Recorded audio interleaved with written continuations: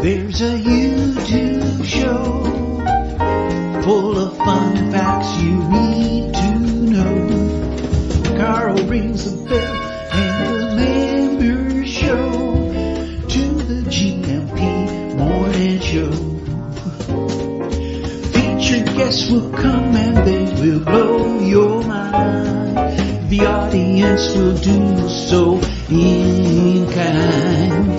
The little vanity mixed with some insanity on the morning show with GMP.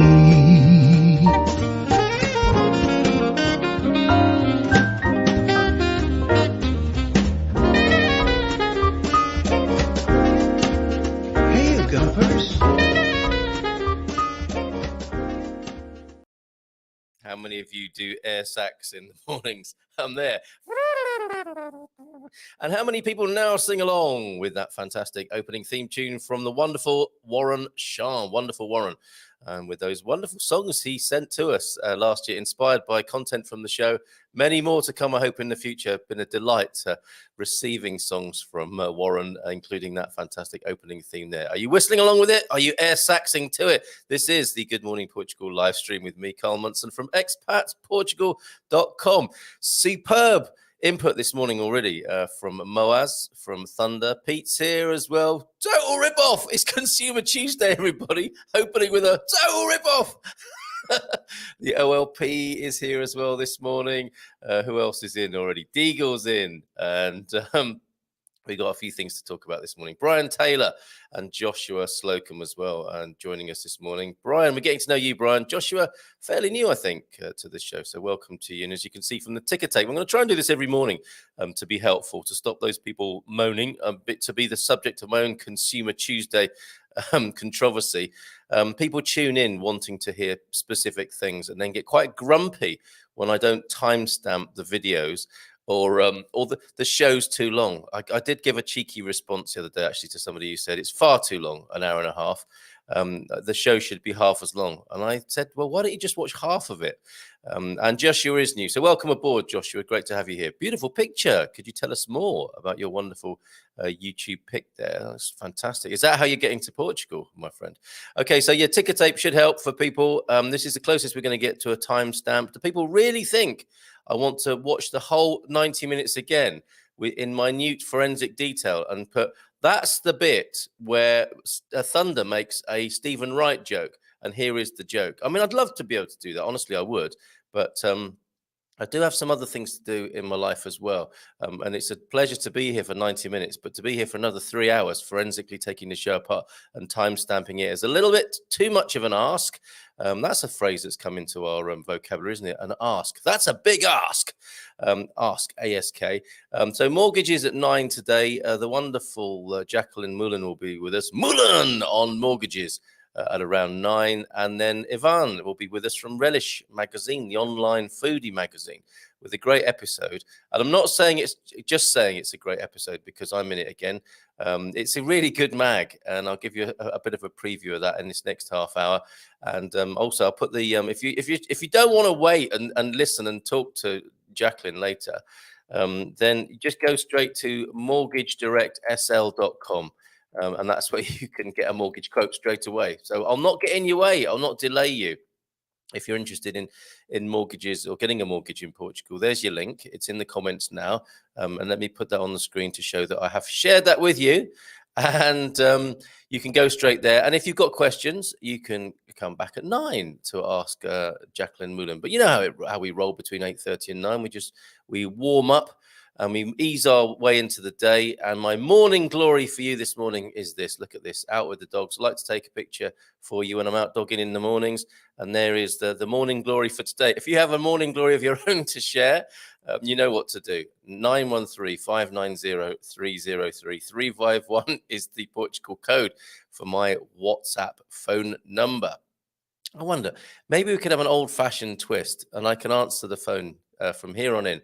Actually, I was talking to my phone company in the UK. They're going to cut. Well, they did cut me off because I've been roaming for 4 years, and that is pushing it, isn't it? So I've been roaming in Portugal for 4 years, and they said, "Oh, you've gone beyond our fair use policy."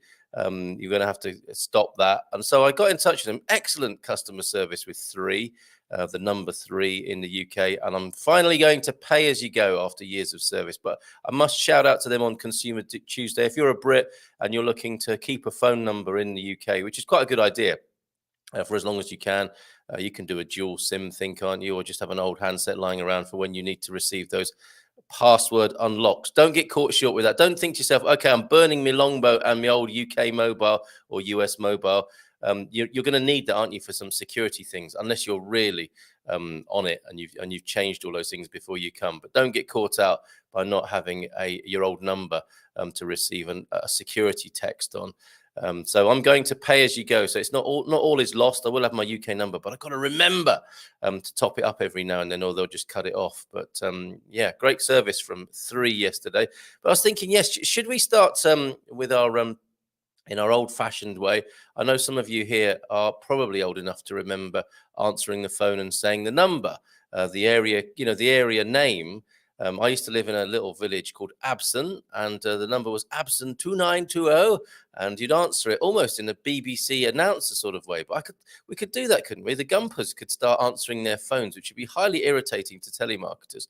Hello, this is 913-590-303, Munson at Large, normally or previously in the UK and now in Portugal. How may I help you? Do you think that would be a good way to answer the phone? If it's one of your mates, like, okay, shut up. I just want to tell you what restaurant we're in, and we're already there. Where are you? Can we bring that back? Can we resurrect that? Fox Crypto Boss. So as well as Big Boy Crypto Pants, Fox Crypto Boss is here. You see, more people are getting interested in the crypto, and I've got a shock admission with crypto. I'm divesting out of crypto.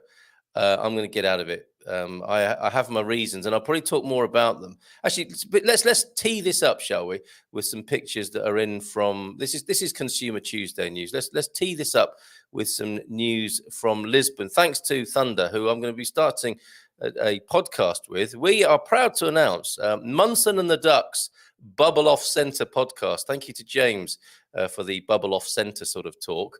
A phrase I wasn't familiar with, but I do know what a spirit level looks like when it's not registering. And nobody likes that. Nobody is comfortable with that. So we'll be talking about, I'm going to bring crypto and Bitcoin to the table and say why I'm getting out of it and why I think it's a big load of old new age finance mumbo jumbo nonsense. I mean, I do. There are parts of it that I do really respect and admire, and I think it's the future, no question about that. But I have other priorities. You can't focus on every new thing, can you? You know, you'll be on BTC one day, then NFT the next, and then ETH the next. And I think this is not good for human beings. But there's the new Bitcoin exchange in Lisboa. It looks very fresh, doesn't it? The building barriers are still up outside, or maybe that's something happening next door. Always something going on in Lisbon, isn't there? And they got one of these machines. Now, can you imagine being behind your old grandma who struggles enough with a multi-banco machine, trying to buy some Bitcoin for her grandson's birthday or Christmas? What do I do? Oh, QR code, paper goes in there. That thing, what's that? Is that to stick your thumb in for a thumbprint on the left there?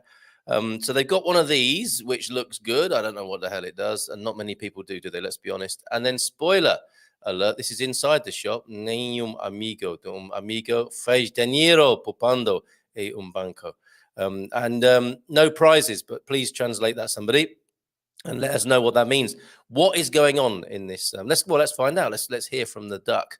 The duck, of course, as I said, will be sitting virtually next to me on Friday. We launch on Friday after the Friday show, and we're just going to have a lot of fun with a Bubble Off Centre podcast that we're starting on Friday. Munson and the Ducks Bubble Off Centre podcast. Join us for that. It's not an Expats Portugal project. It's an independent thing and a bit of fun on a Friday. Okay, so let's see what Thunder had to say about going to the I sent a few photos. Maybe he'll show them. I will. Thunder, we'll have another look at those, shall we? Look, here we go. More abbreviations for you. So on Consumer Tuesday, if you know a little bit about crypto, you'll know about BTC, ETH, BTBS, bit-based crypto, USDT, ADA, flipping ADA. They do flipping ADA. Flipperneck, they do ADA. Do they ECK? Flipperneck. Dot, XRP, whoop, Doge, LTC, BCH, XLM, VET, or must take Jimmy actually to the VET. He needs a weight loss procedure. Uni, Neo. Oh, I've got a Neo somewhere. I don't even want to buy that. BTT, CHZ, Sol. Algo, we've got plenty of Sol, haven't we, in Portugal? Algo, Atom, XTZ, VTHO, and TRC. Is that all? Is that all they've got there? And the ATM accepts cash in euros. Oh, okay, so that picture then, if you just bung your euros in there, top right, I suspect, you can get some Bitcoin. Now, how you hold it is another matter, isn't it? Is it how do you connect your wallet, or does it just give you a receipt that you then scan to go in your wallet? I wonder. Maybe that's a good thing for us to talk about on Friday. It's a bit too specialist and off-piste, isn't it, for here, Thunder? So let's talk about that on Friday. Maybe is one of the many things we'll talk about on that new podcast conversation we're going to be having. So what else are you saying about this, Thunder? I just need to find out. Yeah, so we went to the new Bit-based shop in Lisbon yesterday, and minimum transaction is 20 euros. For transactions under £2,000, the fee is 8%. Over €2,000, it drops to 5%. If you buy less than €1,000, then you only need to give them a phone number. Over €1,000, and they want ID, either a resident card, a citizen card, or a passport, or an elderly relative and a DNA swab. I made up the last two. No, that's for Seth, isn't it? No, it's not for Seth. He's only kidding. He said this was to prevent money laundering. Well, yeah, so many things. I mean, you can say anything, can't you? And that's the world we live in, isn't it? And we put up with ridiculous levels of inconvenience to prevent something that occasionally happens. Oh, the last 2 years, I guess, would be an example of that. But anyway, let's not go there right now. Let's see. I think we've covered that, Thunder.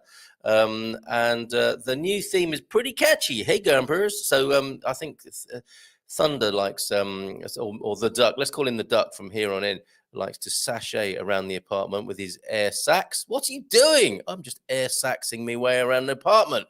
The Good Morning Portugal show is on. So let's go back to some of the earlier comments as well this morning.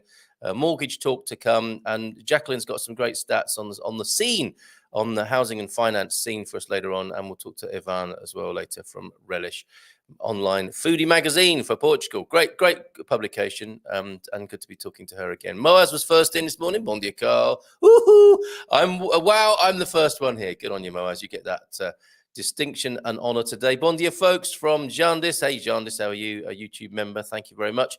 And I was talking of YouTube. I'm really excited. I was about reaching 10,000 subscribers on YouTube. I'm looking at some YouTube videos, because in my mind, I've got this idea, and I have had for months. Oh, something really exciting happens when you get to 10,000 subscribers on YouTube. Not members, but if we had 10,000 members, that would be a really amazing milestone.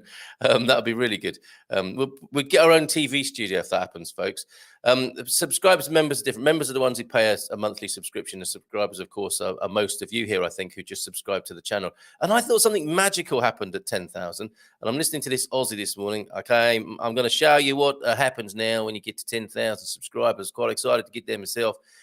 Turns out, mate, nothing very much happens. You get a little video a few days later from YouTube with 10,000 subscribers on it, but not a lot else. So I might tell them to bugger right off. I don't think very much happens at 10,000 subscribers. So that's a bit disappointing for me this morning, unless anyone can tell me otherwise. I'm sounding like a real curmudgeon, aren't I? Seemingly anti-Bitcoin and crypto. I'm not anti the idea. I'm just not interested in it for myself anymore. I'm making a U-turn on that, and happy to discuss it, and probably more so later on in the week. And so Moaz, shout out to Jandis, and Baldylocks is here. Good morning, everyone. How are you, Baldylocks, this morning? Always nice to get a greeting from you. Day 266, scratched out the word dog and replaced it with driver. See, this is why I need to speak to the duck. I don't understand some of what he says, and it's an American English thing, isn't it? He told me a really good joke yesterday, and he put it in the comments, didn't he, yesterday, about some people voting on Sunday, some people voting on Monday, an oldie political joke, a dad joke almost. And thank you, Warren, for your video of the trigger alert for millennials, the dad joke trigger alert. I need to have a quick chat with you about that before we use it. But I don't understand this one, and I think this must be another one that's lost in translation. There are probably Americans falling about hearing that, and I don't know what that means. I'll speak to him later, or he'll explain himself in the comments. But these I do understand. Stephen Wright speaks the universal language, doesn't he, of bubble off center humor. I was trying to date. How does he speak? I've never heard him. Is he? I imagine he's quite. Is the word laconic, dry, and maybe just deadpan? I was trying to daydream, but my mind kept wandering. Is he like that? George Carlin, a little bit more animated, right? We're a nation of sheep, and someone else owns the grass, and you don't own it. Yeah. That's not a very good George Carlin, but I can see him in my mind's eye saying that. Pithy. Do you like to use the word pithy? I think I've used it 3 times at least in the last 24 hours. But yeah, nation of sheep, and someone else owns the grass. A classic George Carlin there. Thank you, the duck. Good morning from OLP and Thunder. Always love Stephen and George Liners there. Me too. So a beautiful starry cold night here in Oregon. Well, how about a picture? I showed you my morning glory. Maybe you can show us yours, your early morning starry night there. That'd be great if you don't mind doing that. So the morning glory slot and the big finish, the climax of the show, is available to you as a photograph. If you've got a sunrise or a sunset, any kind of morning glory or big finish climactic action, send it in. 913-590-303. So yeah, we went to the Bitcoin. That sounds like a one-liner. What would George Carlin say? We went to the new Bitbase shop in Lisbon yesterday. What a load of old crap! You want real money? Morning, no, Pete. That he still hasn't got the hang of this, has he? He really hasn't. I think that's law of attraction, wishful thinking sort of talk there, and maybe Pete's idea of morning glory, morning gimpers. Wrong vowel. Not many people here today, says Mars. Well, quality, not quantity, Mars. Tell your friends, get them here. And all that Bitcoin talk there. Hold on a minute. What's that? Thunder. My 20% drop in my crypto indices yesterday. And that isn't the reason why I'm it's divesting the right word. Am I throwing in a sort of erroneous investment term there? But that's not the reason either. It's a good time to buy, isn't it? If you're into it, it's a great time to buy. But Pete Bleach hodling possibly and changing his underpants as we speak. With that, hoping that it doesn't drop any further. Deagle is here. Bon dia, Carl, from a dull, poor weather day in Belfast. 7 degrees, dry, grey type of day. 15 minutes completed yesterday. 17 sleeps till I'm in Portugal. Doo-da, doo-da. Very good. Excellent, Deagle. Looking forward to shaking your hand when you're here. I think with Russia and China having banned crypto and with those kind of fees, I'm so glad to have got the majority of my cash out 6 months ago. I think it's just a stone in the road, isn't it, of the crypto journey. Don't worry. I mean, Russia and China will be back with their own, won't they, before long? Of course, that's the way everything goes, isn't it? All good ideas tend to get co-opted into the big machinery. And maybe that's what Boris will do to save his political skin, and Joe Biden, possibly. Do you hear Joe? There is this caricature of Joe Biden, isn't there? There's a kindly old fella with a warm sweets in his pocket that he would hand out to children in a kindly grandfatherly way. And then he's like cursing at reporters because he forgot the mic. He forgets a lot of things, doesn't he? It would appear. I mean, don't get me wrong. And this is another thing I want to talk to the duck about in a different environment. We need to explain to each other our premiers, don't we? I mean, the duck, you've got a lot of explaining to me how it is you've got, setting aside political respects. I get why you have a figurehead if that's your particular political leaning. But honestly, is that really, I mean, I can say this about the last few, I mean, is that really the best candidate you've got for the leader of the free world? And I know as a Brit, you can say exactly the same thing to me about Boris. And we can have a conversation about that, can't we, on Friday? And try and help each other understand why that guy. Why is he the leader of your country? How did that happen? So we'll do that for each other, shall we, on Friday? Look at Bitcoin and crypto today, supposed to fall more, might be time to buy, I don't know. And it takes a very strong-nerved investor at the moment, doesn't it, to be involved in that scene. And a terrible time to be selling mine. I mean, I might just wait I might just give them to the grandchildren or whatever. But I'm just switching off my interest in crypto and Bitcoin, because I think that's the main problem. It's not about crypto or Bitcoin. It's this human magpie mindset thing that makes you dissipated in life, I think. And this is what happens, isn't it? So many things to think about. And I think too much thinking is bad for people. There, I said it. How's it working for you? Too much thinking. Nice gardening show. And Cindy B, you were great. Absolutely. She was fantastic. I wanted to say thank you to Cindy for stepping in. Head gardener Lee McGrady couldn't make it yesterday, but a stunt double, Cindy B, stepped in and did a great job answering the gardening Q&A questions. Do join us on a Monday evening from 6:15 with the gardening Q&A. I like this music and the sound of the bell. Carl rings the bell. Who doesn't like a couple of dongs in the morning? It makes me happy. Boy, anything makes me happy. I'm really getting old. I made it to the toilet. Hey! The new theme is pretty catchy. Hey, going, Bruce. So Brian's here. Joshua's here as well. SW, the van, Dover, here we come. In the van, Dover, here we come. I didn't get that right, did I? I get you now. Van life. And yes, someone else who loves his van. I'm going to play a video. Very interesting video. How many videos could you say bring together on this show? Wild boar, hunting, the law of attraction, getting gas, the kindness of Portuguese people. That's enough, isn't it? At least those five. There are probably other things, and you'll see what I mean in a minute, because Phil is here. What is it? He says, this is the thing, and the thing is this. Watch out for those. They're going viral on the internet soon. Mark is here. They already are, actually. Bon Dialegria from Mark as well. Anna Olsen. How are you doing, Mark? How are you doing, Anna? With a bon dia from VRSA, which sounds, I mean, when you put it like that, it sounds like the next variant, doesn't it? I think it was raining here last night. Very unusual. That's where we want the rain, though, isn't it? Raining in the night, sunny in the day. That's the perfect thing. Get those reservoirs full up at night, and then have a lovely day out in the sun. Bon dia from Pam. Thank you for that, Anna. How are you doing, Pam? How's Alcobaster this morning? Bon dia to all from Robert Winkle. Just completed the purchase of my new home near Lorena. That is the home of dinosaurs. And no disrespect to you, Robert. I'm not saying the two things aren't connected. But there's the most amazing dinosaur park. And I shared a few pictures, didn't I, from the dinosaur park at Lorena. Amazing park. That is on the Silver Coast. Carrying on yesterday's Silver Coast controversy. I have it that it's from Figueira de Foz and doesn't include Aveiro. Now, strictly speaking, all of Portugal's coast is silver. But these, because of that beautiful Atlantic glisten, and the fog, the mist as well, that's silvery and the color of the hair of most people who retire here is also silver. So there's a lot of reasons to call it the Silver Coast. But strictly speaking, the Silver Coast, to me, is from Figueira de Foz to the last seaside resort under Aveiro. Aveiro is something different. And then from Aveiro upwards, it is turning into the Green Coast, which is not talked about very much, but that's the Costa Verde up there. But I will be challenged on that, as you know. Happy to be, well, maybe not happy, but open to being challenged here every day. Welcome to the chat room from Moaz to Joshua. I don't know how to say welcome to the chat room in Portuguese. Bem-vindo. Bem-vindo will suffice, I'm sure. Loy, who we don't see too often, but Loy is here this morning. Great to see you, Loy.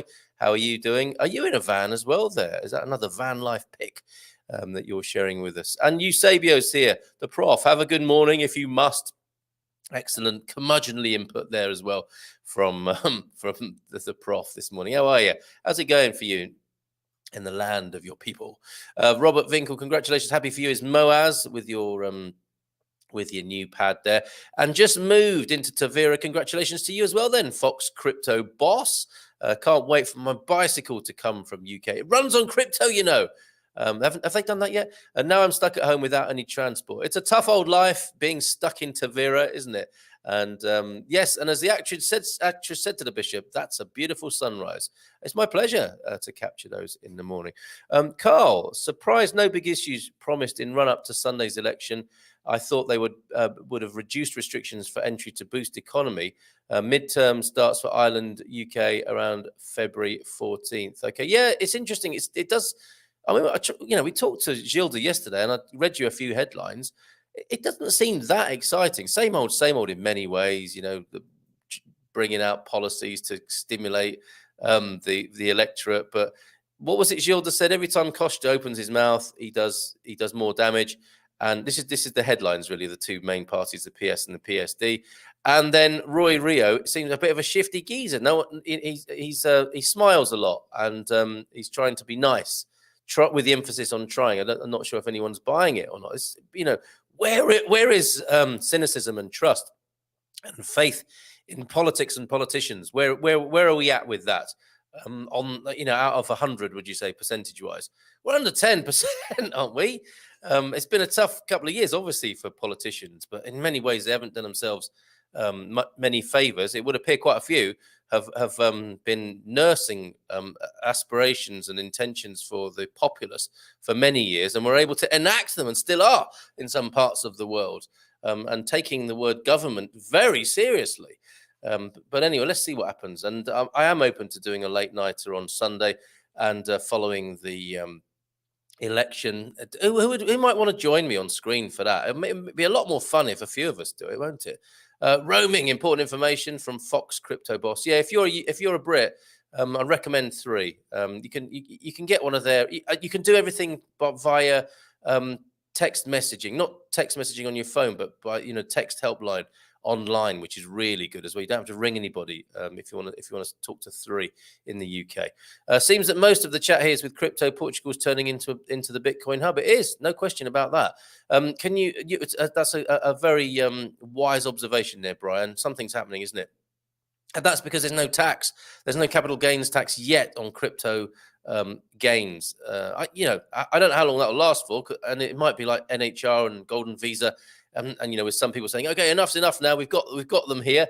We're going to change that. But nothing. I don't hear anything about big changes to Golden Visa, NHR, or crypto yet. So enjoy it while it lasts. Can you use Google Fi? That's what I use. I don't know what that is. That's not a kind of crypto, is it? Is that a way of talking across? Is that voice over internet protocol? I don't know. B, and good morning to you, by the way. Can someone help B with that on Consumer Tuesday? Vodafone UK cut me off after about a month of living here. Yeah, they don't like it. They don't make much money, do they, off roaming people? Today in Portuguese history, number 1. Thank you to the prof for this. Eusebio da Silva Ferreira in 1942, the Black Panther. Born in Lourenço Marques, Portuguese, East Africa, now Maputo, Mozambique. So, Eusebio da Silva Ferreira, the Black Panther, born this day in history, 1942. And Catherine's here. Send Catherine. Bon dia, Carl, and all great to have you here, Kate. How you doing? And why do you need a Portuguese number? Well, B, this is something that Jerry, our dear colleague Jerry, Expats Portugal, if you on the webinars, if you know the webinars, but you know Jerry, and occasionally pops in here and comments, and very often listens in. Okay, so he can hear what we're saying about him now. Why do you need a Portuguese number? Well, Jerry says, and I agree with him, that many Portuguese tradespeople and businesses won't call you if it's not on a Portuguese number. They think they're ringing. Like in the old days, you're not ringing Sydney, Australia, are you? That's going to be expensive. They don't want to ring non-Portuguese numbers often. So it's good to have your original number for those security things, and because everyone knows your number and all your friends have got it, haven't they? But it's also good when Portuguese businesses want to get in touch, that you have a Portuguese number and they can see a Portuguese code and the 9 numbers that makes up a Portuguese number. Okay, so there's your answer there. And I think it's a great point that Jerry makes. I have a Voxy prepaid and roaming works great for now. Thanks for that, Fox Crypto Boss. We like all these tips, especially on a Consumer Tuesday, which this is. And any moment now, I see Jacqueline's in the green room. She'll be joining us on screen to talk about anything to do with mortgages in Portugal. Bon dia, Carl from Tamara. You are doing a great job, and people can watch when they want, and on SM, scroll on. It's a choice, indeed. But people do like moaning. We know that, don't we? We do a bit of it here ourselves. So I take it, it's like water off a duck's back in many ways. But I do try and help people. I thought that was a useful suggestion for the person who told me that the show should be half as long. And I just said, watch half of it. Bon dia, Cara. He's calling me Cara, my weekend name. This morning. Good morning to you, Raphael. And yes, a thumbprint reader. It's optional. The slot is for cash, as the actress said to the bishop. What a time to open up a Bitcoin business. Well, you got to take a long-term view, Raphael. So, Carl, your birthday party with the missus, your interior design and 27 others is now all over the papers. Do you know what? That was my stepfather's birthday when that was happening. And I think he was in hospital alone. My mother not allowed to visit him, not at all well in hospital, whilst old Boris. So you can imagine how our household feels about Boris and his wait for the inquiry. Translation: transparency. No friend of made money saving in a bank. Buying and selling cryptocurrencies is easy, fast, and secure. Okay, that was the translation. Fantastic. No friend of a friend made money saving in a bank. So banks. Newsflash and another spoiler: banks are not necessarily on your side, which seems to be a good moment, actually. Let's talk about mortgages now and find our friend in finance. It's Jacqueline Moulen, everybody, from Mortgage Direct. How are you, Jacqueline? Good morning, Carl. Relish, to you. Yeah, Relish, I don't know to you, Timian. We've not seen you this year. How was your Christmas? I was in Portugal just prior to that, and I was back home. So it was mainly shocking to be back in the cold, but it was nice to be with friends and family, of course. And is that further north in Europe where it was cold for you? Yes, the Netherlands. So that's close to snowing. I don't think we had snow over Christmas, but anything close to that, yeah. Right. Oh, and while we're there, then, for a moment, what does a traditional Netherlander Christmas look like? What? Because I had some of those waffles that you do. You know, your syrup waffles. Yeah. Really? Is that very festive? It's festive, but we don't necessarily link it to Christmas. So okay. I think I'm not sure. I think you have in England, you have Boxing Day. I'm not sure that the Portuguese, if you celebrate 2 days, I think that's a big difference that we have. We celebrate 24, 25, and 26. So I'm not sure if you. Yeah. So you can, everyone in the family is happy because then you have enough time to see in-laws and things like that. So it's 24 is usually family presence time, and people more religious go to church, and 25th is with your main family usually, and then 26 in-laws and then that's how we divide it.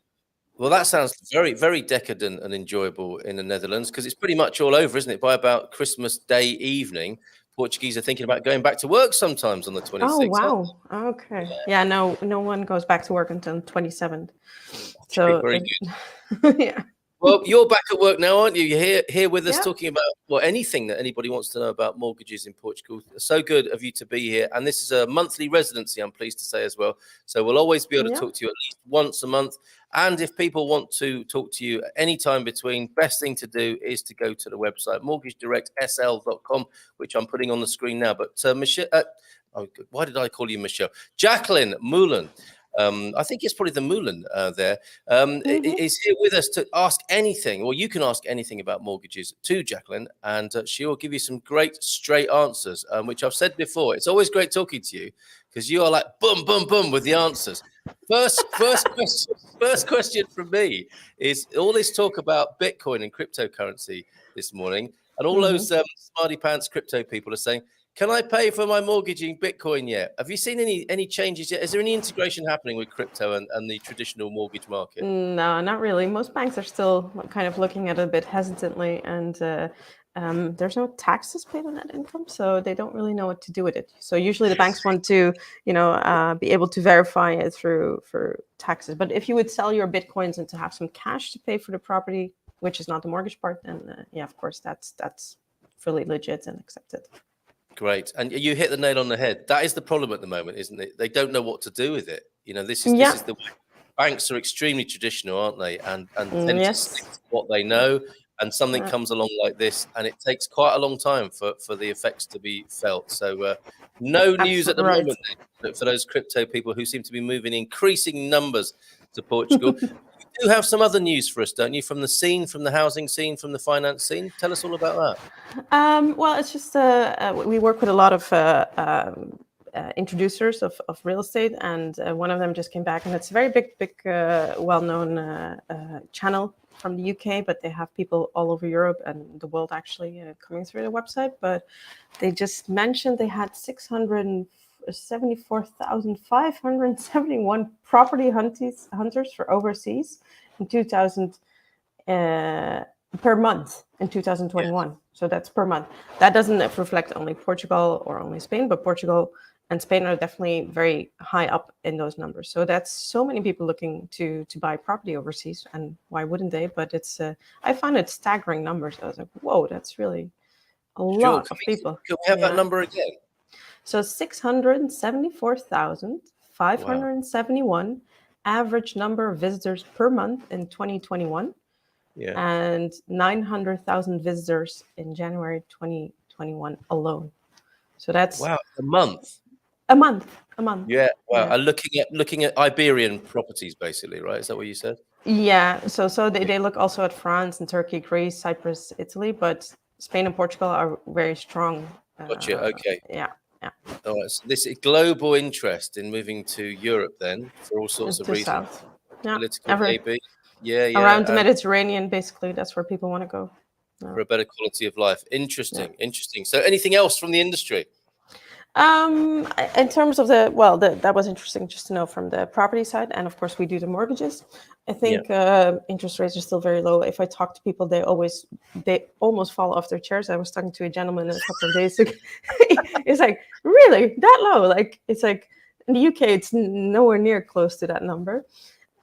So that's funny that people really don't expect the interest rates to be that low, and then we get a lot of people interested in mortgage because they feel like they could, for example, invest their money in bitcoins and make more cash. Yes.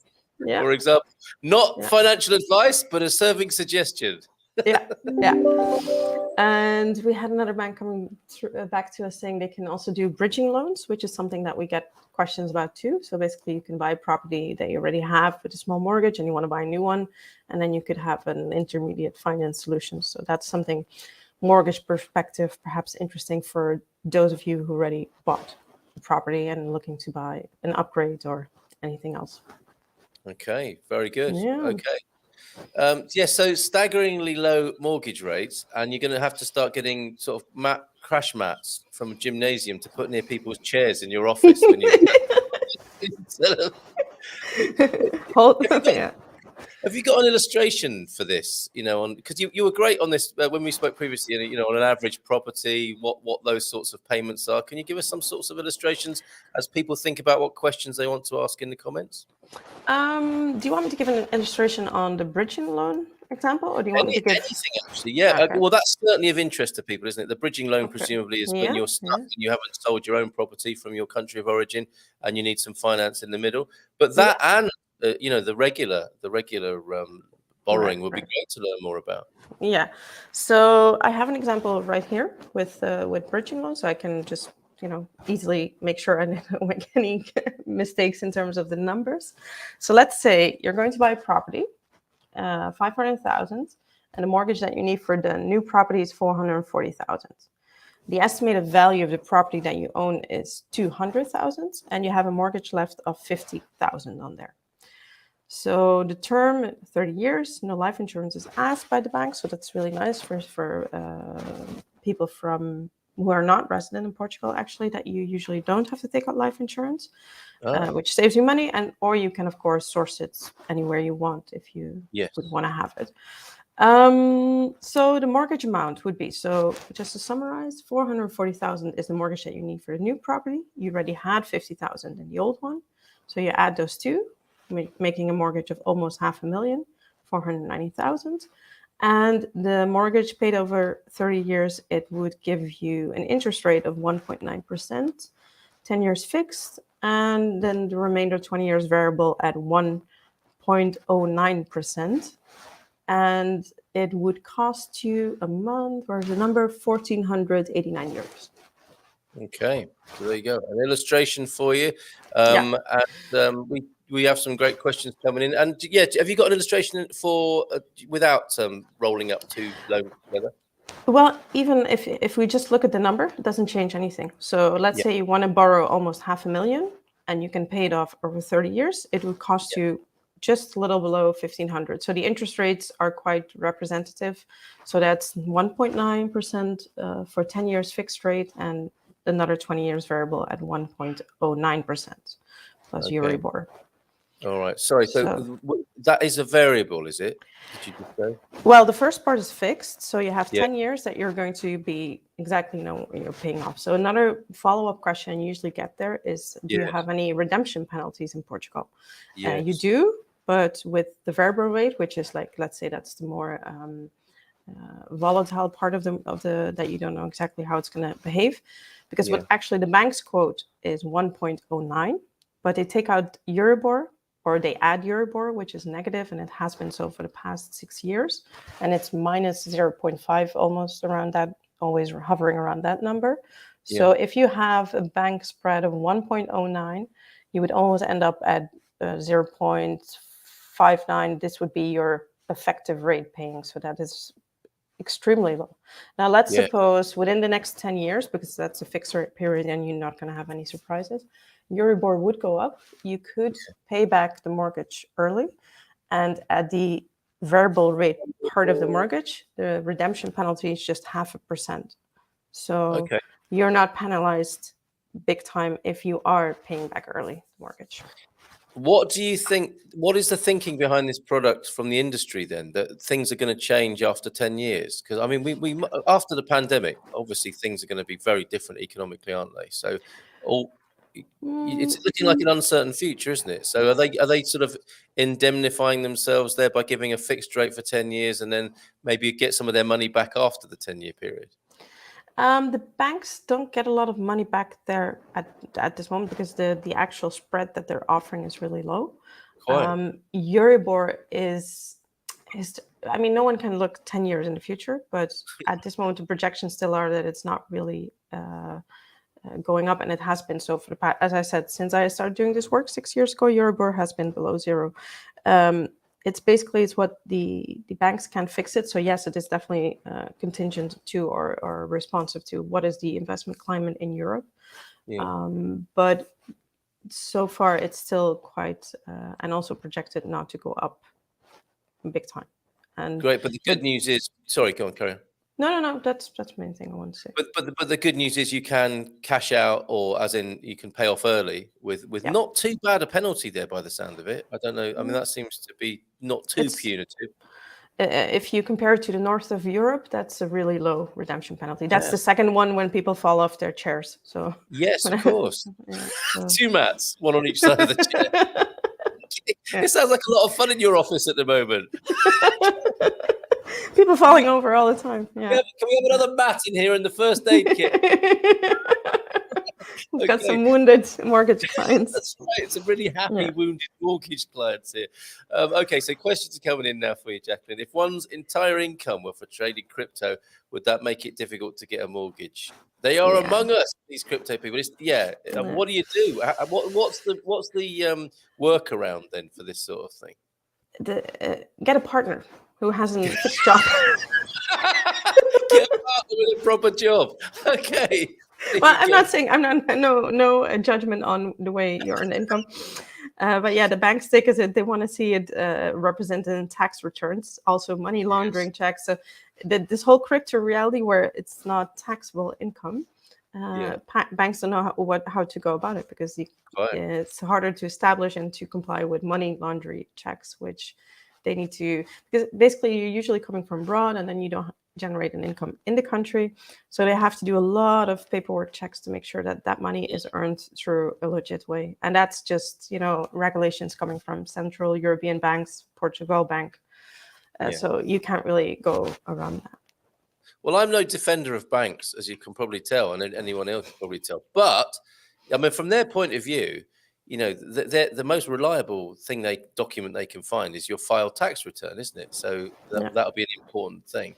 So it's the regulation of the market. So it's kind of the point of it that it's in protection of the consumer after some financial crisis that they had before. They were just giving out money for that and then not doing a lot of due diligence on the clients applying for the mortgage, which afterwards got a lot of people into trouble. And then we saw a lot of regulation going on. So maybe we don't like them from all kinds of points of view, but for that part, I can say it's coming from point of it's consumer protection and it's mandated from above. So Fair enough. Yeah, it is. Yeah. It is what it is, isn't it? And if you want a Yeah. mortgage from a bank, you have to play their rules, obviously. Yeah. That opens the space, doesn't it, for a really good new bank, a Revolut kind of bank mortgage Yeah. product. That's the thing, isn't it? To watch out for a new product from a new bank that understands Yeah. these things. As Jacqueline's saying, there are some incredible interest rates at the moment that you also might want to look at when getting a mortgage in Portugal. And with your money in the bank, instead of putting it all into property, and you know a thing at all about crypto, you can make extra money there. Again, not financial advice, but a possibility, a serving suggestion. Bridge loans are not done anymore in the US, as I have heard, but no worries. They are alive and well here, it would appear. From Jandis, thank you for that, OLP. And to Jandis now, can someone obtain a mortgage in Portugal and then maybe refinance their mortgage in the home country with the same bank, an international mortgage type? So if I'm reading correctly, you want to have a mortgage in Portugal against a property in Portugal, and then the mortgage that you have at home with your main residence or your prior main residence, you want to get a mortgage of that too. So basically double the mortgage, right? Yes, I think so. Yeah, I'm not aware of it that they do it. So I wouldn't usually, because here comes the difficult part. I can give mortgage advice about Spanish and Portuguese reality, but not about how does your UK mortgage work. So from a general perspective, I can usually tell that banks do not want to borrow against a property in another territory for legal aspects. So potentially, yes, if your bank is also the same one in the home country, but I couldn't say anything about the guidelines and the rules of banks in other countries. It's not my type. It's not my knowledge. Okay, and your regulation is for mortgages in Spain and Portugal. Yeah. We are. Maybe that's a good thing to establish. Our company is regulated through the Bank of Portugal and also regulated through the Spanish Central Bank. So it's quite unique position that we have, because not every mediator has these licenses in place. Oh, okay, all right. So, Jandis, it's technically a possibility, but not something, by the sound of it, Jacqueline and her company would be able to help with in this regard. I guess this is connected. Jandis, it might be worth having a call and ringing Jacqueline at the office and talking that through. From Bernard, are you at a club there, Bernard? Bernard Gavin Lynch. Look like you're about to play darts down the club there in that picture. Can we now get second mortgages? Is this the same as a bridging loan? Not really, is it? No, because the second mortgage, like the bridging loan, always has to have the intention to buy a new property. So you couldn't get. No bank wants to give you a new mortgage on a property that you already have. So you would have to take over the existing mortgage and extend it to buy the new property. Yeah. Okay. So there you go. Gav, we're going to go with Gavin there. Let's see. Any more questions here? The mortgages. Yes, there are. OLP. The mortgages do have an age limit in Portugal, and this is a great question that we have, isn't it, in Portugal? Because a lot of the people moving here are getting into the older age, 50 plus, and so on, and there may be concerns about a 30-year term. Is it right that it's 75 is the cutoff here in Portugal? Yeah, this is correct. You have to be 75. In some instances, we've helped people that the partner was somewhat younger, and then we could focus on the youngest, the youngest one, not the longest living person, and then the mortgage term could be extended a little bit under the condition that the partner's income, who was the older part of the application, would be transferred to their partner in case of death. Yes. Okay. So it is possible, but there is the workaround. It often helps to have a younger partner. Are there other solutions, other sort of securities or underwritings that can be done in this sort of instance? It's unlikely that someone's parent could step in if you're that age, I suppose. But children, yes, I've seen that. Really? So your children can be your guarantors, can they? Yeah, but they would then really have to be part of the application. So they would basically be the even though the parents would be paying for the mortgage, the application is based on the younger living children or Okay, interesting. Yeah. So, but the good news is there are workarounds and it can be done. Yeah. So always good to have the conversation, and that's the interesting thing I think with you, Jacqueline. What I've been delighted to discover with you is a lot of mortgage companies and finance people. It's like, no, you don't meet our requirements. That's the end of the conversation. I think you're creative in your approach here, and it's worth having an extended conversation, I would say, with Jacqueline. I think I'm not per se the creative one, because I always depend on the banks taking it. Of course, but we have the right contacts who are creative, because yes. we can't magically change the rules, but we can help. I mean, we're trying, but yes. we can be a facilitator, because we understand sometimes the home country's reality better of the buyer, or because of the language. Within our team, we have Portuguese speakers, of course, and English speakers, of course. In my case, Dutch and German, and Spanish and French we have now. So we have a lot of languages, which can also make the difference in making sure that the profile is understood well. So that's where we can not be creative, but at least make sure that the message that was the wrong word to use, really, because it's not a good word to use in finance. I think the right word. You have options. That's what because a lot of people are used to, I think, going to a lender, and it's like, there's a British comedy show where the punchline was always, the computer says no, and that's what people. I know this show.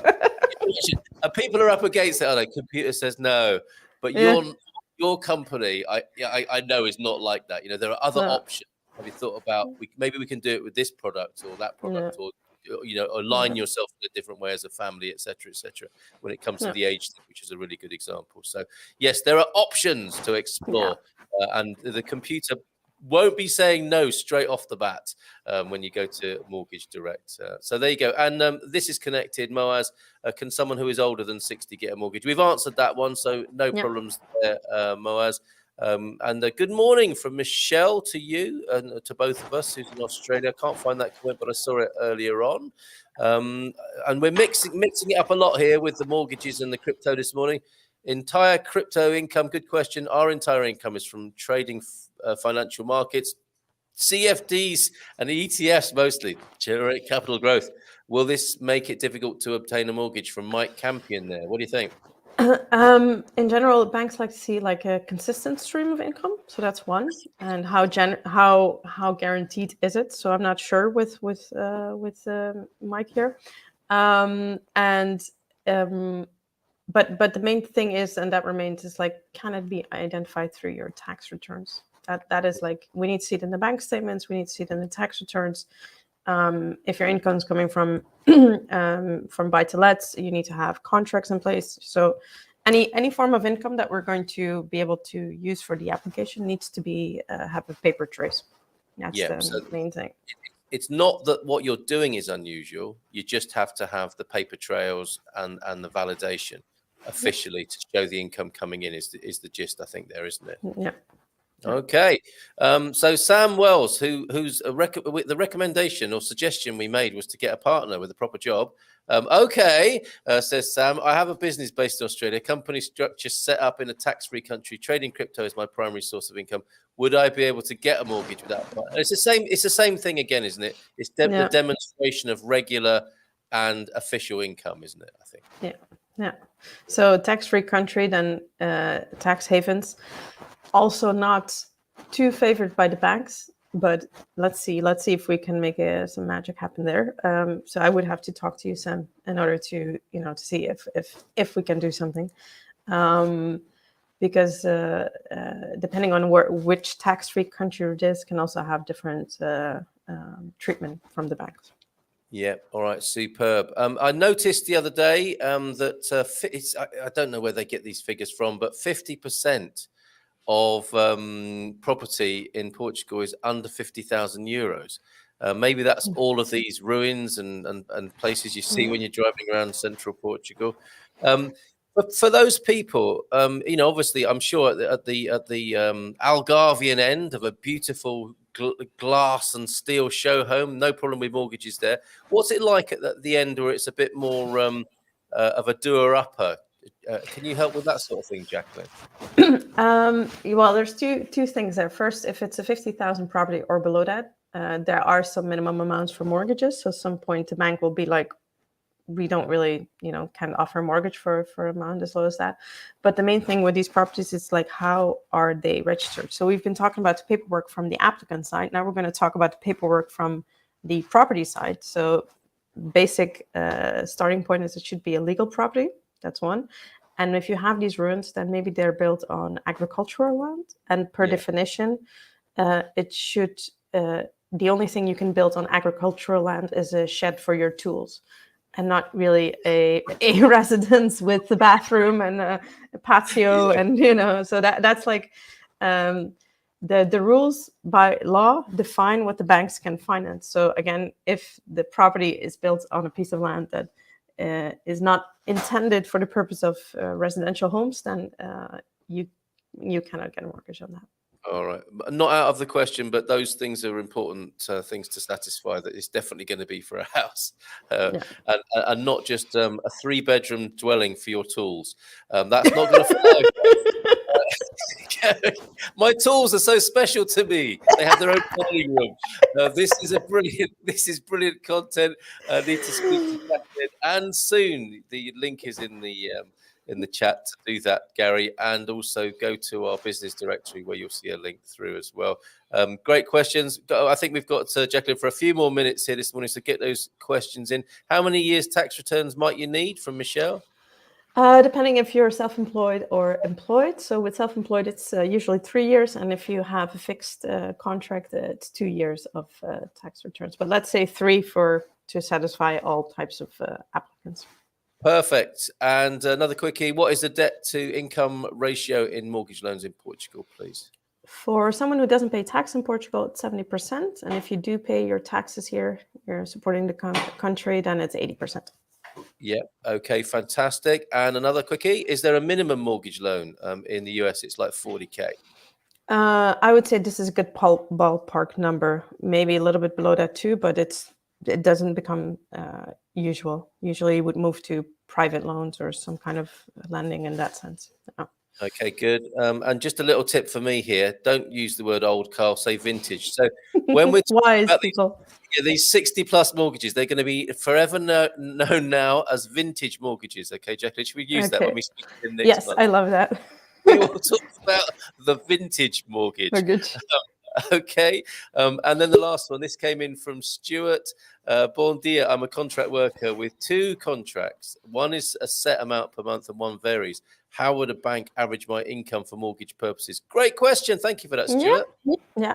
So they would consider both incomes. But again, how much do you declare to the tax authorities? That's kind of like the hallmark answer to all these questions, basically. Yeah. Okay. All right. And look, we're going to say goodbye to you now because there's an email to respond to from Gary there. Always great fun talking to you and really helpful and informative as well, Jacqueline. So I look forward to speaking to you again on the 4th Tuesday of the month. But of course, as I said before, you don't need to wait till then. Just go to mortgagedirectsl.com, which I'm putting in the comments now. I'm sticking it on the screen now, in fact, and have a chat with Jacqueline. And find out about what the options are. Have a great day and all the best to you for 2022. Thank you, Carl, for having me. It was great again to see you again this year. And look forward to seeing you next month. Thanks for having me. And to hang out with our vintage community. Some, not all of you. Sorry. That's inclusive. You can leave me to face that. All right. See you later, Jacqueline. Bye for now. See you, bye, Carl. Thank you. Bye-bye. There she goes. Okay, so mortgage questions for Jacqueline. You know what to do. Go to Mortgage Direct SL. Don't forget that SL.com there. And we're going to move on now from mortgages to I need an alliteration from mortgaging to munching and delicious food from Portugal. We're going to talk to Ivan in just a moment. I'm going to remove that banner from the screen, though, if I can find out how to. I have so many banners now, folks. I'm not boasting, but that's going to be a misleading if we try and get Ivan to answer mortgage questions. You never know, though.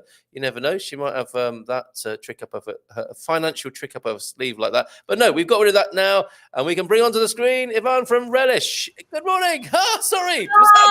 Carol, good morning. Good morning, Portugal. How are you? Very well, thank you. And how are you? I am well. It's been too long. It's a pleasure to see you. My goodness. It's great to have you back. Perfect timing on Consumer Tuesday here. Oh, have you changed the name of your magazine with an Irish twist? It looks like Ivan from Relish. Oh, yeah, Relish magazine. Relish. Can you fix that? Can you fix that for me? I think I probably can. I think to save people finding Relish magazine on the internet this morning. You know, I do have to admit that even though it is 9:30, I mean, it's a little bit, you know, for Portuguese standard, just a little bit early. I mean, honestly. It is. It's true. If we did this show at midday, I'm sure we'd have a lot more Portuguese people joining us. And that's an interesting cultural point you make. You know, part of this whole the relishing of Portuguese food is that it's often enjoyed from, you know, people like their Portuguese breakfast, don't they, with torrada or tosta mista, maybe around 10 o'clock. It's getting closer to lunchtime. Then we can have a nice lunch. Then we can have a great dinner. And it's often much later than people are used to. And so a bit of a lie-in in the morning. Things don't really start to happen in Portugal, really. Do they till 10 o'clock in the morning? I don't think. It's true. It's true. And, you know, you forgot lunch, which is that little snack between our lunch and our dinner, right? And so it's a typical thing. So they have lunch, Launch, I think is how they write that. There might be an E on the end of it. Yeah. But so that's around 5 o'clock ish, and that's sort of a snack. That's just to hold them over until dinner at 10. I see. I mean, we don't want anybody starving to death, do we? I mean, that's So that important extra meal around 5 or 6 o'clock. You know, it's sort of like the equivalent of grazing, we might call it. Do you call it grazing? Yeah, definitely. But I think it's a good way to eat, actually. I think, as you know, probably health-wise, it's probably good, isn't it, to be a bit of a grazer rather than sitting down for those Monty Python-esque another wafer thin mint type meals. But yeah, Portuguese culture ideally suited to the grazing lifestyle, moving from one kiosk, cafe or restaurant to another and having a little bit here and there. Do tell us more about Relish, because we spoke a long time ago. You were an early bird on the Good Morning Portugal live stream, weren't you? And we haven't spoken to you for a while. So could you bring everybody up to date with who you are and what you do? Absolutely. An early bird. Now that was a pretty good joke, though. Good play on that. Well, I am the publisher of Relish Portugal magazine. We are an award-winning, by the way, English language food and culture magazine for Portugal lovers everywhere. So what we do, we're really for, hello, good morning. We're really for home cooks. We're not a What's On magazine. We don't tell you what's happening as far as events in Portugal, but we do talk about food and the makers. We have we've had a Michelin-starred chef recently, Chef Jose Avail. Do you know him? I know that name, yeah. And I probably recognize the face and the food more than I would the name. Okay, he's a big deal. He's one of the 50 best chefs in not just Portugal, the world. Oh, wow. Right. Okay. And his really fancy restaurant, he's got a bunch of restaurants in Lisboa, but his fancy one, Belcanto, is also one of the top, I think, 40 in the world. Wow. And what do you remember from the interview with him? Oh my gosh, he was fabulous. He wrote our Food for Thought piece, which is the opening piece for the magazine a couple issues ago, and he walked through his creative process, or why he feels that the fresh food and the creativity is such a big deal. So we talked to people like that. We've also had, if any Americans are on here, Rick Steves. I don't know if anybody knows Rick Steves, the travel guy. Okay. And then we talk about this last issue. We talked about Portuguese food. We have recipes, coffee. We've discussed pastries. Recently, craft beer was a couple issues ago. Very good. Very good. So yeah. And there it is on the screen at the moment. This is how it's delivered. It's a PDF, isn't it? And to get involved, how would people do that so they can get their own copy?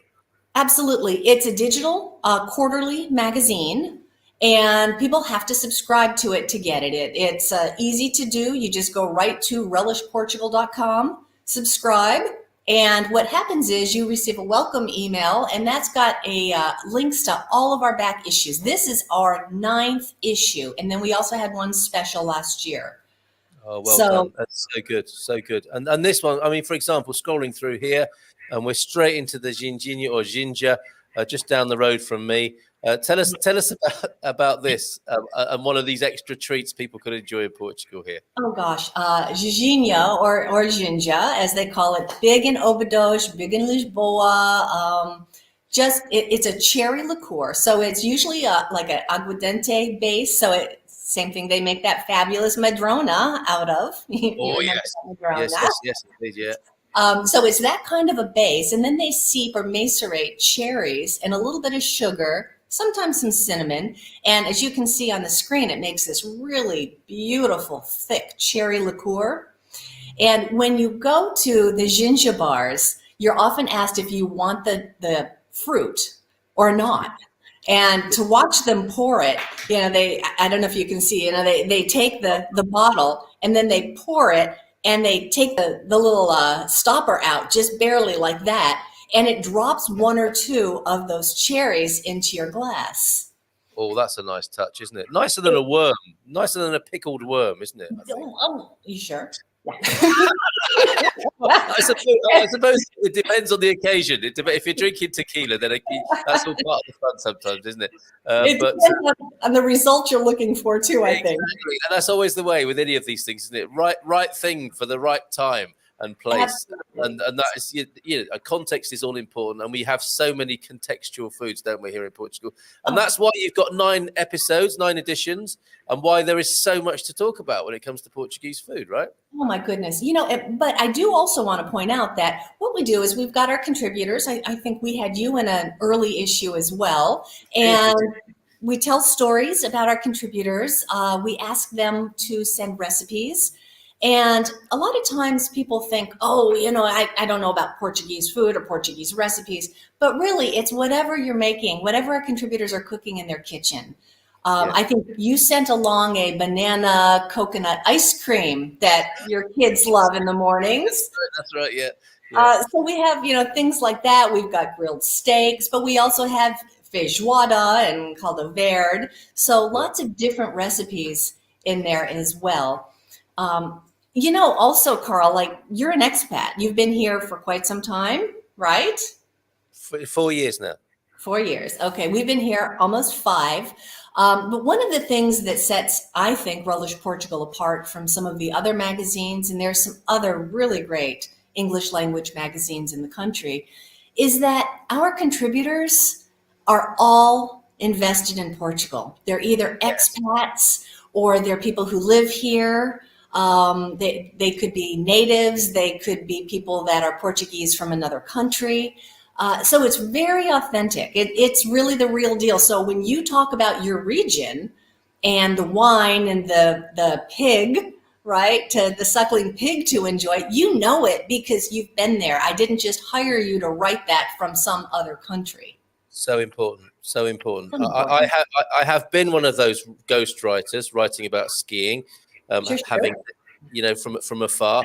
And you are not one of those magazines. The people in here, I mean, a possible strapline for your magazine is "Taste the Passion," because that's what's happening, isn't it? When people are reading it, they are getting a sense of the passion people have for the things they're writing about in here. So you're right about Rick Steves, a bit of a ledge and a lot of love for Rick. OLP loves Rick Steves, as does Raphael. Rick Steves is the real OG there. Diogo, coming back on your lunch comment there. So all you don't know tea time is at 5. and it's called lunch. Okay, so what we would call tea time in the UK, where Diogo is, strangely enough, is 5 o'clock for lunch. So in one of these meals, so it's lunch and tea time. Okay, but I don't actually, Diogo. Come on, you have lunch and tea time, and so you have lunch and then lunch. It would appear, I think, rather than a hybrid. I think you're taking another opportunity to eat. Raphael saying there's nothing wrong with a bit of snacking. We'll come back to that in just a moment. Rick, by the way, Steve's always knows how to enjoy an ice cream everywhere he goes, and an ice cream in almost every episode of his PBS series. Now, if he goes to Portugal, of course, comes to Portugal, he should go to Coimbra, and up in the lanes there is that most amazing ice cream shop, which I would recommend you. If you're watching, Rick, do go to the lovely gelado shop up in the lanes there in Coimbra.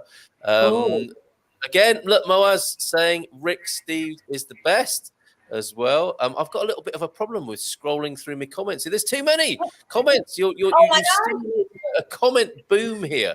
Well, let me just tell you about Rick Steves. He is as delightful in person to work with as he is on TV. And a lot of people say, oh, is he, are those people that you talk to? Because some of them are really famous. Yes. Monday night, definitely. Some of them that I talk with are very famous. And he is just as nice. And I find that about the Portuguese too. Just as nice. Yes. Authenticity. On TV.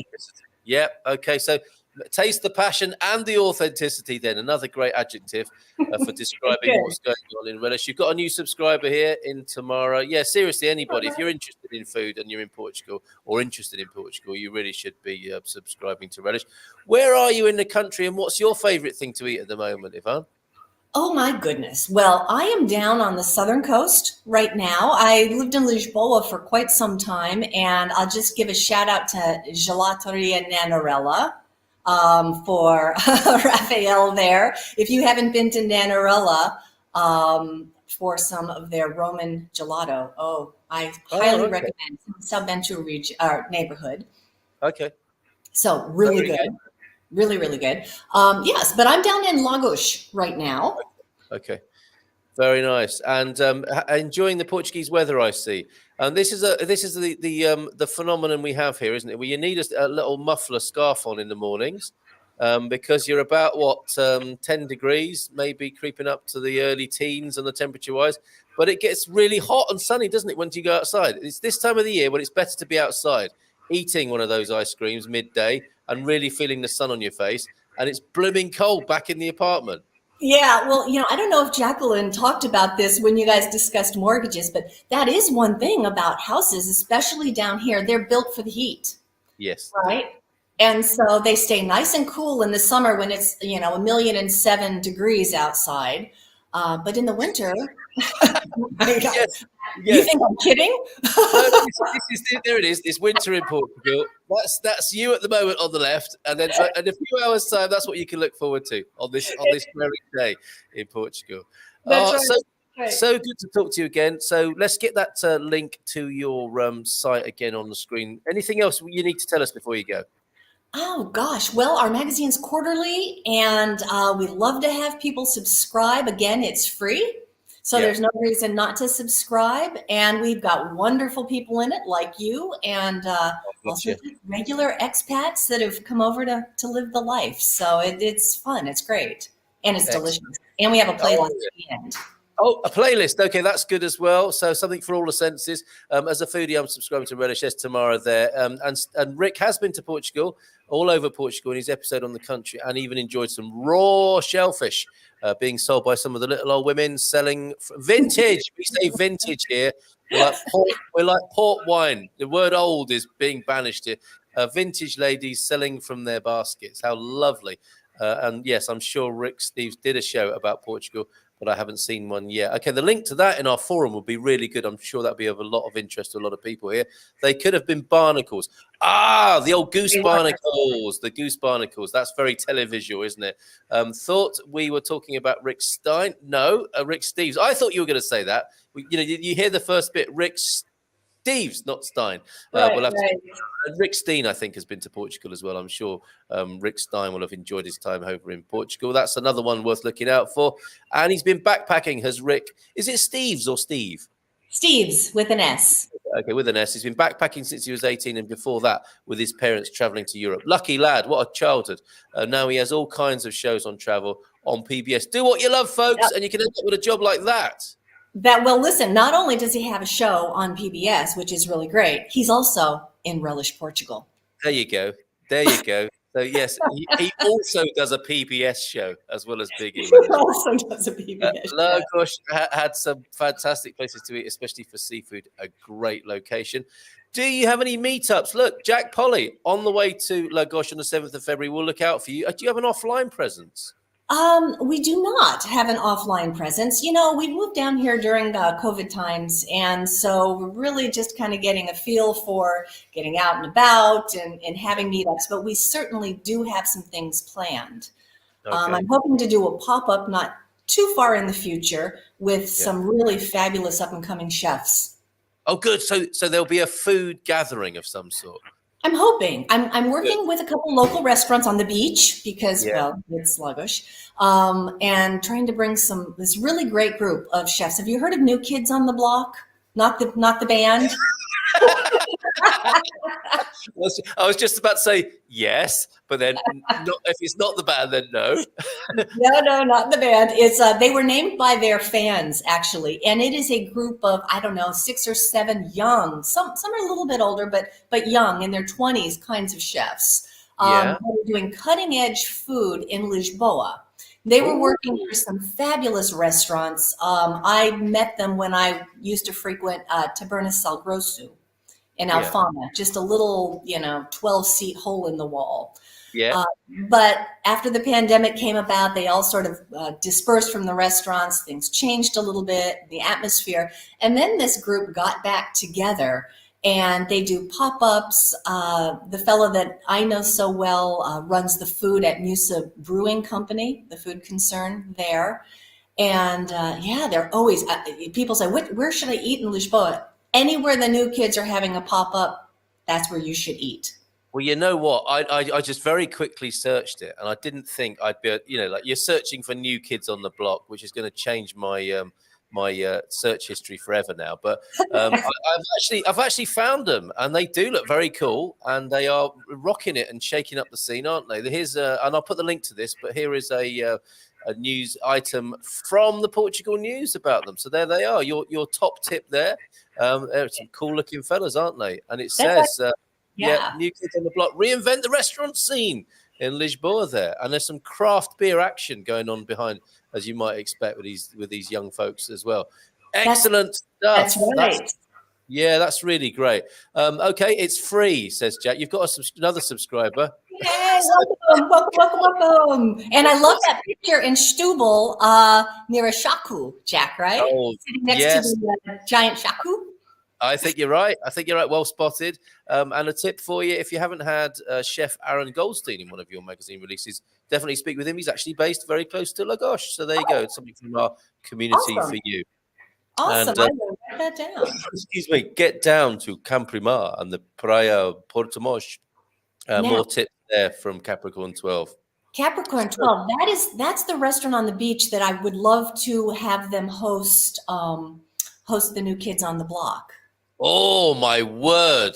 Now Chris will want to know that date and be there for that. So will you let us know if that happens? I mean, every time an issue is coming out, let us know, Yvonne, please. But with that special event, I'm sure a lot of us would love to be there. Oh, we'd love to see everybody too. My goodness. Yeah. Okay, well, so good to see you. Look at this. The stuff you learn on this show is just amazing. And also another one from Lagos, Antonio's, is also a great restaurant. So there you go. And they have a big sign that says Antonio's down there. And when we first got here, my husband said, look, I want to go there. It's Aunt Onino's. Oh, yeah, some special Portuguese restaurant. Yeah, superb. Rick Steves Europe full episodes are on YouTube. So there you go. It's something to watch for the rest of the day. And could you remind us one more time that Antonio F is asking from Jack Polly's picture, where is that Schockel cuttlefish there? Stubel. You're saying it like a local. Stubel. There's that picture. A great sculpture. And it's the one on the left. Only kidding, Jack. Oops. Yikes. And another subscriber there. Gary's joined up too. All right, superb. Great to speak to you, Yvonne. We'll see you real soon, I hope. My pleasure, Carl. We'll be in touch. All right, fantastic. Have a great day. Bye. There she goes. Yeah, do subscribe, folks. I'll put the link to the mag or the website where you can get the mag. Oh, no, that's the new. Oh, yeah, there's your New Kids on the Block link in the Portugal news. I had some Portugal news items to go to for Consumer Tuesday, but it's 10 to 10, everybody.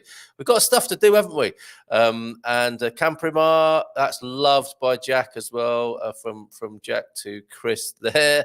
And thank you, Moaz, for saying that. This is our mission, and so nice to know that we've achieved that today. Amazing stuff that people are learning. Mortgages and munching, and all the fun we had chatting before. And that was your article, was it, Yvonne, that you wrote in the Portugal? She's still in the green room. So I think she's got the byline on that. Yvonne wrote the article about the New Kids of the Block in the Portugal news. That's fantastic. What a star. What a star. Okay, a few more comments before we go then. Oh, no, before we regroup and read a few more comments, I did promise you this. And now for something completely different from Phil, who's in Monsanto. You know Monsanto, don't you? Not the company, not the corporation, but the most Portuguese of Portuguese villages, I think it's sometimes referred to. Here's Phil to tell you all about it. Good morning, everybody. Oh, that was immense, immensely scary. Anyway, a pack of dogs chased a wild boar onto our bottom field. A wild boar, a pack of dogs. I'm not ready for this. I'm Phil. I live in the city. I play poker occasionally. And, well, it was very exciting. Anyway, I chatted to the neighbours and they've gone, it's hunting season here. Whether I agree or disagree with hunting is not the issue. This is the way of life here. And I am here as a visitor. So I guess, I have to watch what goes on. Don't have to agree. Don't have to disagree. What else can I tell you? Well, what a great day yesterday. What did I do for me? I did loads of things for me yesterday. It was lovely, lovely, lovely, lovely, lovely. And I was getting gas. I was filling up our camper van with LPG because it's got an LPG tank underneath it. And I was filling it up with LPG because the heating, heating's on quite a lot through the night and it was very low. And could I get this adapter to work? I could not. I could not get this adapter to work for love nor money. I had 3. It might have been I was using the wrong one, so I changed it over. I can get the second one to work, so I chose the third one. Now, anybody who knows me knows I do not like to have necessarily a scene going on, and I've got quite a few Portuguese around me at this point in the petrol station, on my knees, under my van, looking at the adapter to find out which one's going to fit, and all of a sudden, a Portuguese guy, spoke some English and understood about LPG. Unbelievable. 2 minutes later, I'm all sorted and done. So the thing is this, and this is the thing. The right people are going to come and find you on your journey as long as you put a destination in as to where you want to go to.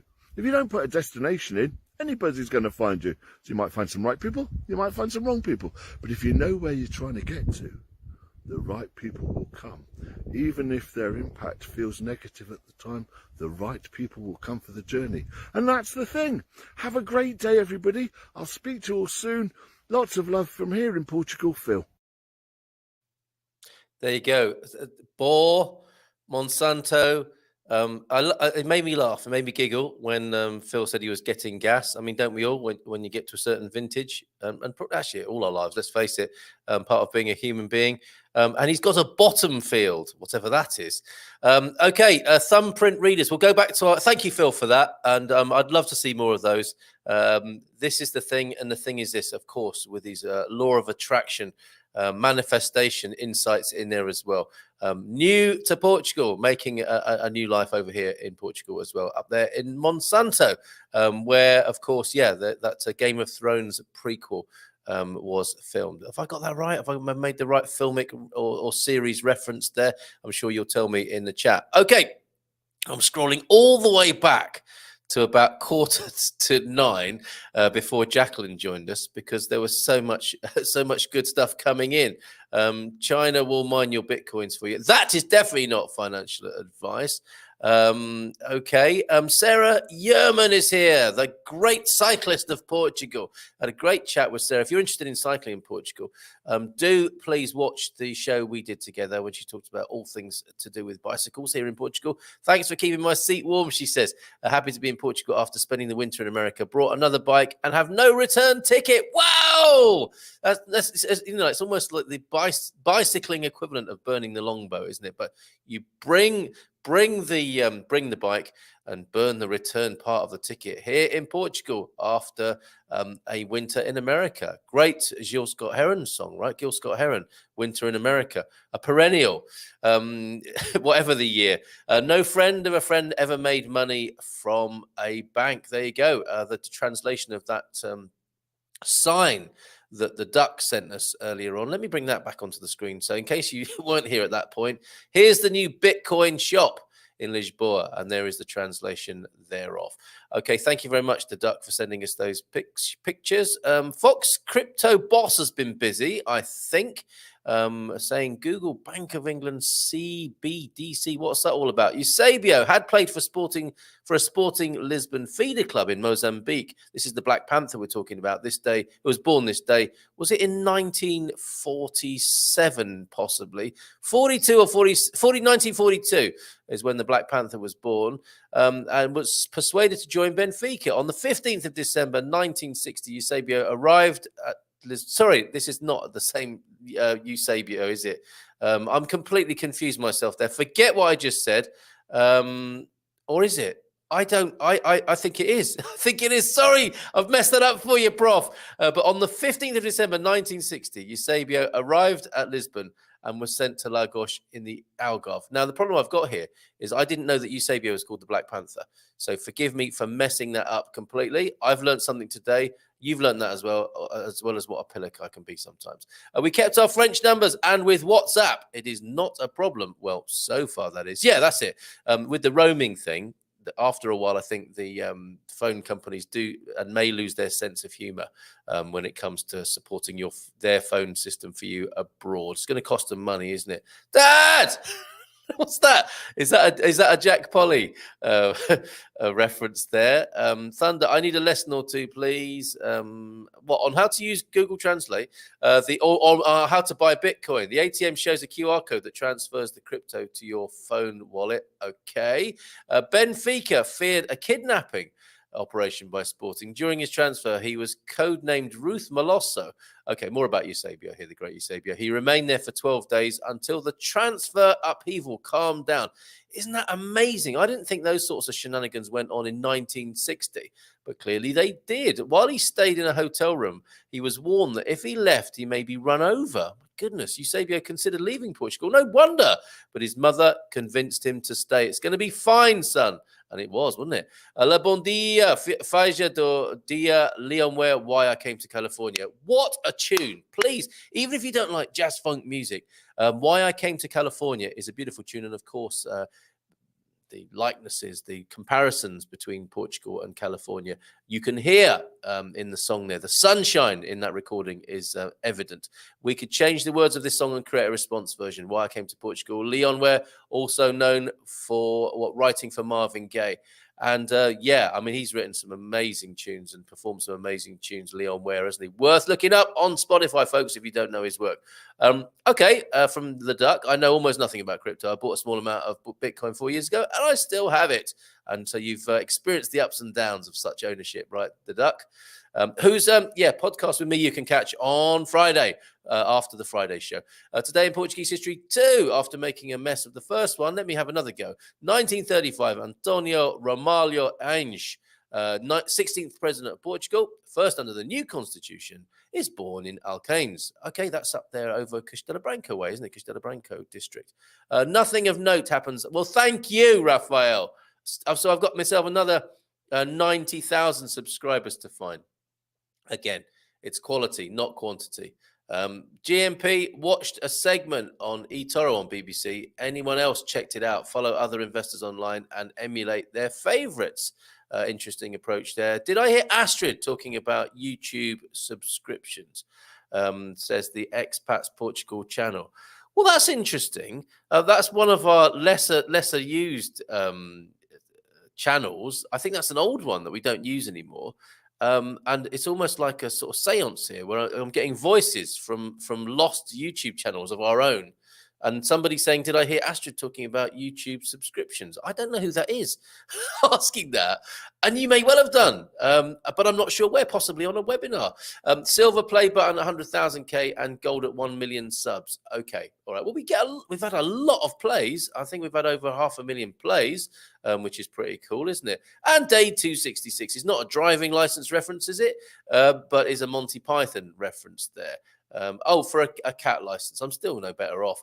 We'll talk about that on Friday. Wee bit late to the party this morning. Bon dia alegria, Gumpers, on this beautiful day. We were talking about you earlier on. All good stuff, Cindy B, and thank you for being a YouTube member as well. You were awesome yesterday, and people saying hello to you, like Antonio F. Oh, I don't know if we said hello to you, Antonio F, this morning, but good morning to you. Hola, bon dia, Antonio.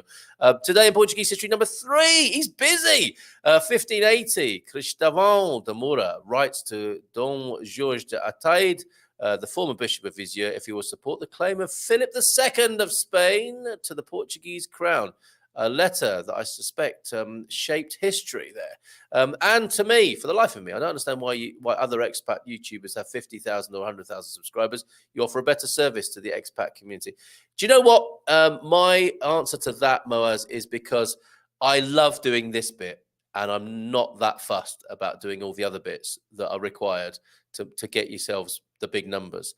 They do a lot of tweaking behind the scenes. For me, all the fun is being here, hanging out with you, and not making sure I've got that kind of thing at the end of the video and these keywords and that. And, that stuff leaves me cold, quite frankly. This is what lights me up and this is what I love. And what I'm proud to say is we've got to where we've got to nearly 10,000 subscribers through organic growth. It's because people want to be here and because I didn't hire an army of Chinese children to pretend to be YouTube subscribers and like me and watch the show every day. Stephen Wright speaks very slowly and deadpan. I thought he might. And is a thank you from Cindy B to the OLP. Thank you for your comments, kind comments on the Get Out and Grow show last night. Growers and showers every Monday evening at 6:15. The Get Out and Grow show there. Join us with your gardening questions every Monday evening from 6:15. On the 2nd, 3rd and 4th, and if there's a 5th Monday in the month, on the first Monday we have a bit of a meeting. Help, says Fox Crypto Boss. Anyone in Tavira would lend me a bicycle for 2 days. I would have thought there are bicycle hire companies down there. Fox Crypto Boss in Tavira. Cristóvão de Moura kept trying to convince some notable Portuguese figures in the clergy to declare for Philip II and rewarded others by offering them privileges and even bribes. Can you believe that? Trying to bribe people in the royalty and the clergy. I'm sure that didn't happen with people of such upstanding moral fiber. OMG, crypto is down, so buy low, sell high. We don't give financial advice here. Merely serving suggestions. Hold it, hodl. There's a lot of crypto talk this morning. And I think eventually Fox Crypto Boss got a telling off from somebody, didn't he, for spamming. If you don't want to see each other's comments, you can block each other. But I think Fox Crypto Boss is just excited this morning. No problem there. At Fox Crypto Boss, hold it until it's 0. Hodl, hodl, hodl. Oh, so fight, break it out over there. With all the crypto talk. Philip II, going back to this day in history for a moment, feared the clergy using the pulpit to undermine his claim. Don Jorge de Ataide, Bishop of Viseu, for example, was offered an amount of 1,000 cruzados yearly. Unbelievable. Isn't it sad that it's not the love of money? It's not money that's the evil, is it? It's the love of money, as you can see clearly there. I think Trump happens. That's why Biden is president. Okay, I get it. I get that on that level, but we'll talk more. I think because this is. I don't think this is the place for that sort of discussion. But we do have a new place for such discussion, and that'll be after on a different podcast. Which kicks off on Friday with the Duck Munson and the Ducks Bubble Off Centre podcast, new launching this Friday, where we'll pick up on comments like that. B, thank you for that, B. And no offence to anybody, we're just having a conversation about these things, and I'm asking for some clarification, explanation, as I'm sure the Duck will be about Boris Johnson. How do you explain that? It's refreshing to hear politicians curse. I'd rather them curse than lie. Yeah, fair enough. Check out, but. He thought he wasn't on mic. That's the problem, isn't it, Chris? It wasn't like he just called the guy out face to face. I think he did it because he thought his mic was switched off. Anyway, check out David Lammy and Dawn Butler. They tell it how it is in the UK Houses of Parliament. Yeah, fair play. My EU health card did arrive. Yay! Sort of like all dressed up and no place to go, but a step in the right direction. Well done, Suze. Congratulations on that. If you buy, hodl. If you don't believe in an asset, don't buy. And that's good life advice, isn't it? That's not just about crypto there.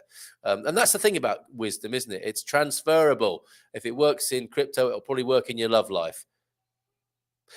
3 great books out by John Lithgow, or Lithgow, is he Lithgow, about our last leader, but they make you think about a lot of old leaders. Check them out. See, what I can't understand is how you have a leader of the free world and how one person can be so powerful. How did that happen? It doesn't work either, does it? Carl, there is a big wave surfer 17 minutes up the road from San Martino de Porto Nazaré, and he's heavy into crypto. Don't sell. Just leave them in a box in your mind for a while. Yeah, that's the thing. That. Like I said, it's not about the crypto. It's about mental space. And I have to be careful about my mental space, as I'm sure you will appreciate. And like I said before, too much thinking, being concerned about too many things. I mean, look at the mess that gets us in, honestly. All currencies historically have always hit zero.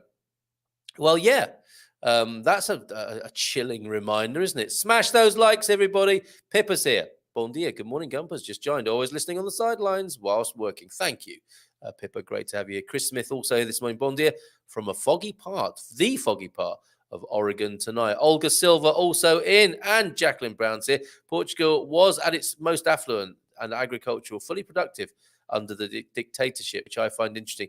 Yeah, that is a good, we can react quickly, can't we, when we're talking about politics? But I think the real juice is in looking at questions like that. Why was that so? And how could the same positives, if we take affluence and agricultural productivity as a positive, how could that be achieved perhaps with a less dictatorial approach? Is that possible? Wouldn't that be a good line of inquiry? My voice is going, and that, do you know what? It's my voice that tells me to stop the show. It's 8 minutes past 10, folks. Come on. Forgive me. Been doing a lot of shouting and laughing this morning, and this is the result. I need to suck a doctor. Bayard, that is.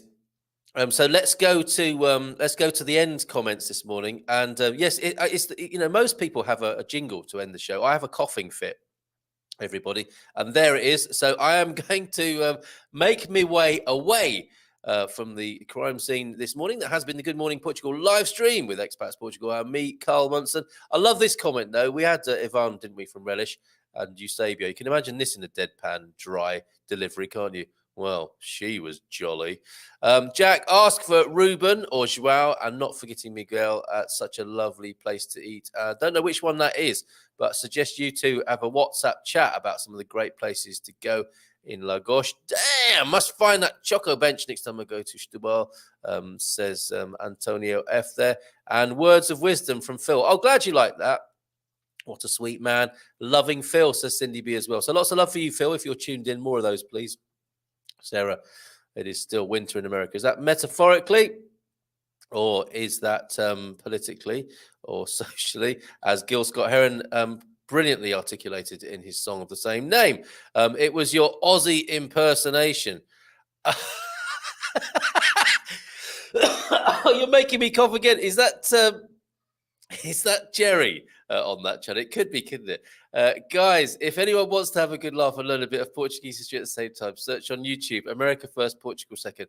Beware, it's politics and humour. That sounds good.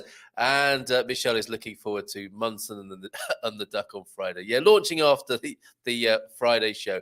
And we'll have a bit of fun with that. Talking about Bitcoin, talking about leaders, talking about all sorts of things that, you know, we begin to talk about here, but this isn't the right environment for it. This is about our love of Portugal, let's face it. Loving life in Portugal. You can see what it says at the top of my screen there. Loving life in Portugal with me, Carl Munson, weekday mornings on YouTube. That is what we will continue to do, and we'll be here with the doc tomorrow. On Thursday, we'll have Vitor, our man in the north, and on Friday, we'll have Mia. So a great week ahead. And of course, we'll talk to our new best buddy, Luis from Global Relocation, on the webinar on Thursday night as well. So that's going to be a lot of fun. Moving your stuff and moving pets around the world. That's the webinar. Book up for it on the expatsportugal.com website if you want to be there. And just this last comment in response to Jacqueline there. And I think that's another conversation Munson and the Duck might have.